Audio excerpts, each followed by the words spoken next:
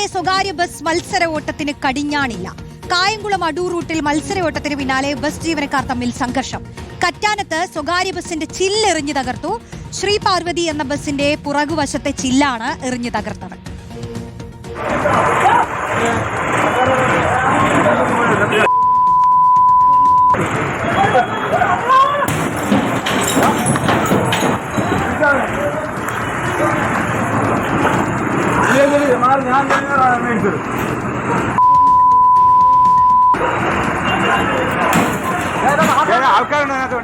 മനീഷ് മഹിബാൽ ചേരുന്നു. മനീഷ്, ഈ റോഡിൽ കിടന്നുള്ള അഭ്യാസങ്ങൾക്ക് ഒരു അവസാനമേ ഇല്ല.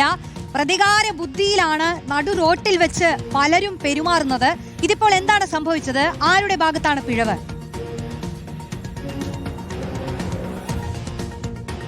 റോഷ്നി, ഒരാഴ്ചയ്ക്ക് മുൻപ് മാത്രം നടന്ന ഒരു ദൃശ്യമാണിത്. കായംകുളം പുനലൂർ റോഡ്, അതായത് ആലപ്പുഴ, പത്തനംതിട്ട, കൊല്ലം ജില്ലകളെ ബന്ധിപ്പിക്കുന്ന പ്രധാനപ്പെട്ട പാതയാണ്. MC റോഡിൽ നിന്നും ആലപ്പുഴ ദേശീയപാത 66ലേക്ക് വരുന്ന ആലപ്പുഴ അടൂർ റൂട്ടിലാണ് ഈ KSRTC ബസ്സുകൾ കൂടിയുള്ള റൂട്ടാണ്. ആ റൂട്ടിലാണ് സ്വകാര്യ ബസ്സുകൾ തമ്മിലുള്ള വലിയ മത്സര ഓട്ടത്തിന്റെ വേദിയാണ്. നിത്യേന ഓരോ ദിവസവും ഓരോ വിഷയങ്ങളുടെ പേരിൽ വലിയ തർക്കവും സംഘർഷവും ഉണ്ടാകാറുള്ള പ്രദേശമാണ്.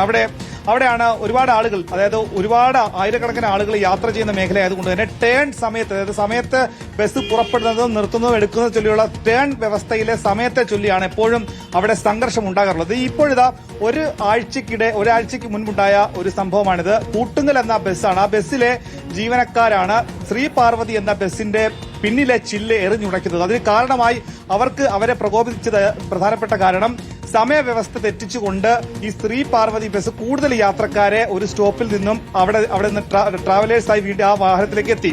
അങ്ങനെ ആ ബസ്സിൽ കൂടുതൽ യാത്രക്കാർ കയറിയതിനെ തുടർന്നാണ് കൂട്ടുങ്കൽ എന്നൊരു ബസ് ഈ ബസ്സിനെ പിന്തുടർന്ന് അതിനെ ഓവർടേക്ക് ചെയ്ത് പോയി ആ ബസ്സിൽ നിന്ന് ഇറങ്ങിയ മുൻ ജീവനക്കാർ, അതായത് തലേദിവസം ജോലി ഉണ്ടായിരുന്ന ജീവനക്കാരെ വിളിച്ചു വരുത്തി ഈ ശ്രീ പാർവതി എന്ന ബസ്സിന്റെ പിന്നിലേക്ക് കല്ലുകൊണ്ട് എറിയുകയായിരുന്നു. ചില്ല് തകർന്നു. യാത്രക്കാർക്കടക്കം പരിക്കേറ്റു.